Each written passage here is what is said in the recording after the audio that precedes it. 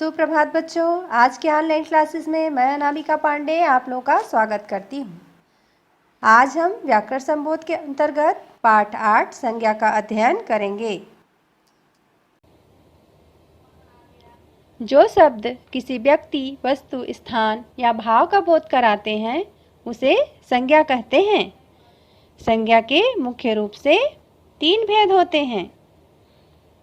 पहला व्यक्तिवाचक संज्ञा, दूसरा भाववाचक संज्ञा और तीसरा जातिवाचक संज्ञा। कुछ विद्वान मानते हैं कि संज्ञा के कुल 5 भेद होते हैं, जिसमें जातिवाचक संज्ञा के 2 उपभेद भी सम्मिलित हैं। तो जातिवाचक संज्ञा के 2 उपभेद इस प्रकार हैं। पहला द्रव्यवाचक संज्ञा और दूसरा समूहवाचक संज्ञा। बच्चों, इसे तो आप नाम से ही समझ गए होंगे।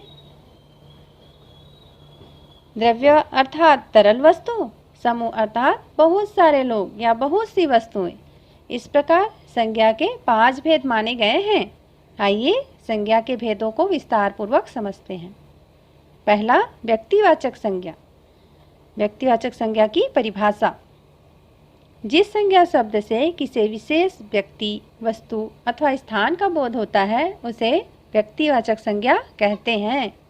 आइए इसे उदाहरण के माध्यम से समझते हैं। पहला, वह कल ताजमहल देखने गया। इस वाक्य में ताजमहल एक विशेष स्मारक को दर्शाता है, क्योंकि यह विश्व के 7 अजूबों में से एक है। आइए दूसरा उदाहरण देखें। वह राजस्थान में रहता है। तो बच्चों, इस वाक्य में व्यक्तिवाचक संज्ञा कौन सी है? हाँ, बहुत अच्छे। राजस्थान एक विशेष स्थान है, अतः यह व्यक्तिवाचक संज्ञा है। तीसरा उदाहरण देखते हैं। अकबर एक महान राजा था। यहाँ अकबर एक विशेष व्यक्ति है। विशेष व्यक्ति कैसे है? वह ऐसे कि यह वही शासक है जिनका राज्याभिषेक 1556 में पंजाब में हुआ था और भारत में उनका शासन 1556 से 1605 तक रहा और वे एक महान मुगल शासक थे। तो हुआ ना विशेष। आइए भाववाचक संज्ञा की परिभाषा जानें। भाववाचक संज्ञा जिस संज्ञा शब्द से पदार्थों के गुण, दोष, धर्म, अवस्था और भाव आदि का बोध होता है उसे भाववाचक संज्ञा कहते हैं। उदाहरण। पहला, रमेश और सुरेश की आपस में दोस्ती है। इस वाक्य में दोस्ती शब्द से मित्रता के भाव का बोध हो रहा है, अतः यह भाववाचक संज्ञा है। आइए दूसरा उदाहरण देखें। तुम मुझे खून दो, मैं तुम्हें आज़ादी दूंगा। क्या आपको पता है यह किसका नारा है? बहुत अच्छा, यह सुभाष चंद्र बोस जी का नारा है। इस वाक्य में आज़ादी शब्द से आज़ाद होने के भाव का बोध हो रहा है। तीसरा उदाहरण देखते हैं। मेरे दोस्त की लंबाई मेरे से अधिक है।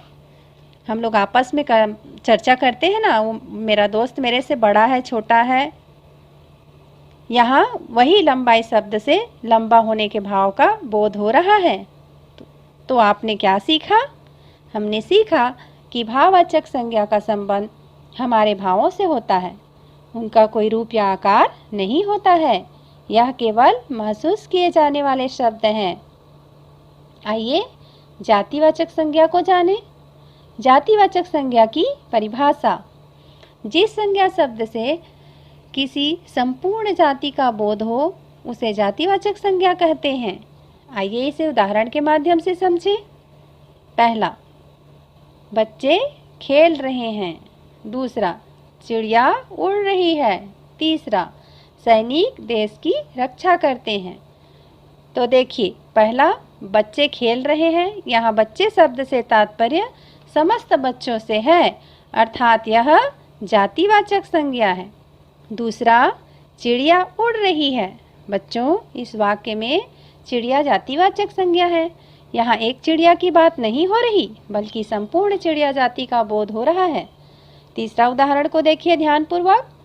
सैनिक देश की रक्षा करते हैं। बच्चों बताइए जातिवाचक संज्ञा कौन सी है? सैनिक। बहुत अच्छा, यहाँ संपूर्ण सैनिक जाति का बोध हो रहा है, इसलिए यह जातिवाचक संज्ञा है। द्रव्यवाचक संज्ञा। आइए द्रव्यवाचक संज्ञा की परिभाषा जानें। जिस संज्ञा शब्द से किसी धातु, द्रव्य या पदार्थ का बोध हो उसे द्रव्यवाचक संज्ञा कहते हैं। आइए द्रव्यवाचक संज्ञा को उनके उदाहरण द्वारा समझें। पहला, मुझे पानी पीना है। यहाँ पानी शब्द द्रव्यवाचक संज्ञा है। दूसरा, बाजार से सब्जी लेकर आओ। सब्जी द्रव्यवाचक संज्ञा। अब आप सोचेंगे कि सब्जी कैसे द्रव्यवाचक संज्ञा हुई? तो बच्चों, जिन वस्तुओं को गिना ना जाकर उसे मापा या तौला जाता है उसे द्रव्यवाचक संज्ञा कहते हैं। आइए तीसरा उदाहरण देखते हैं। मेरा मोबाइल मुझे वापस दो। यहाँ मोबाइल द्रव्यवाचक संज्ञा है। कैसे बताइए? यह द्रव्य पदार्थ तो नहीं, पर कैसे द्रव्यवाचक संज्ञा है? क्योंकि यह धातु से बनी होती है, इसलिए यह द्रव्यवाचक संज्ञा है। समूहवाचक संज्ञा। आइए समूहवाचक संज्ञा की परिभाषा जानते हैं। समूहवाचक संज्ञा, जिस संज्ञा शब्द से एक ही जाति के व्यक्तियों या वस्तुओं के समूह का बोध होता है उसे समूहवाचक संज्ञा कहते हैं। आइए इसे उदाहरण के माध्यम से समझें। पहला, मुझे 1 दर्जन केले खरीदने हैं। यहाँ दर्जन से तात्पर्य 12 केले से है। दूसरा उदाहरण, मेरे परिवार में 4 सदस्य हैं। यहाँ परिवार शब्द समूहवाचक संज्ञा है। क्यों? क्योंकि परिवार एक व्यक्ति से नहीं बनता, बल्कि ये समूह से बनता है। आइए तीसरा उदाहरण देखते हैं। मैंने जंगल में हिरणों का झुंड देखा। तो बच्चों बताइए इस उदाहरण में समूहवाचक संज्ञा कौन सी है? बहुत अच्छे। तो बच्चों आइए भाववाचक संज्ञा बनाने के नियम सीखते हैं। भाववाचक संज्ञा बनाने के नियम। प्रायः क्रिया, संज्ञा, सर्वनाम, विशेषण और अव्यय शब्दों के अंत में पन, त्व, ता, ई आदि प्रत्ययों को लगाकर हम भाववाचक संज्ञा शब्दों का निर्माण कर सकते हैं। भाववाचक संज्ञा 5 प्रकार से बनाए जाते हैं। जातिवाचक संज्ञा से, सर्वनाम से, विशेषण से, क्रिया से और अव्यय से। तो आइए सर्वप्रथम हम क्रिया शब्दों से भाववाचक संज्ञा बनाते हैं। किसी भी क्रिया शब्द के साथ प्रत्यय लगाकर हम भाववाचक संज्ञा का निर्माण कर सकते हैं। आइए इसे इन उदाहरणों के माध्यम से सीखते हैं। क्रिया प्रत्यय भाववाचक संज्ञा। यहाँ पर पढ़ना एक क्रिया शब्द है जिसमें ई प्रत्यय लगा देने से भाववाचक संज्ञा का निर्माण किया जा सकता है। इसी क्रम में थकना, आवट प्रत्यय, थकावट, उड़ना, आन प्रत्यय, उड़ान। इस प्रकार से हम भाववाचक संज्ञा का निर्माण कर सकते हैं। जातिवाचक संज्ञा से भाववाचक संज्ञा बनाने के नियम। जातिवाचक संज्ञा यहाँ पर लड़का है। लड़का में पन प्रत्यय लगा देने से लड़कपन। शत्रु, शत्रु में ता प्रत्यय लगा देने से शत्रुता। इसी प्रकार व्यक्ति में त्व प्रत्यय लगा देने से व्यक्तित्व। सर्वनाम से भाववाचक संज्ञा। सर्वनाम शब्दों से में प्रत्यय लगा करके हम भाववाचक संज्ञा बना सकते हैं। सर्वनाम अपना एक सर्वनाम शब्द है। अपना शब्द में पन प्रत्यय लगा देने से अपनापन भाववाचक संज्ञा का निर्माण हो जाता है। अहम में कार प्रत्यय लगा देने से अहंकार, निज में त्व प्रत्यय लगा देने से निजत्व। विशेषण से भाववाचक संज्ञा। विशेषण शब्द में प्रत्यय लगा करके भी भाववाचक संज्ञा बनाया जाता है। विशेषण शब्द है चौड़ा।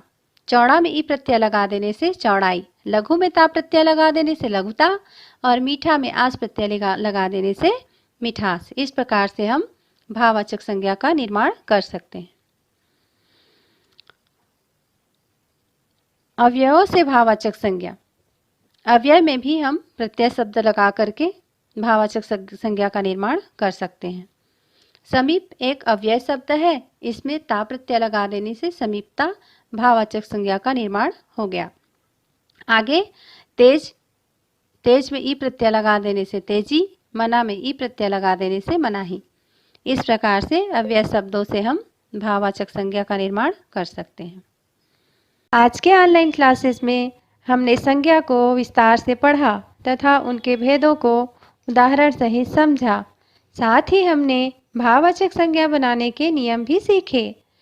तो उम्मीद है कि आपको यह वीडियो पसंद आया होगा। तो बच्चों, इसका अभ्यास आप अपने हिंदी व्याकरण पुस्तक में करेंगे। इसके प्रश्न उत्तर आपको कैंपस केयर में मिल जाएंगे। धन्यवाद।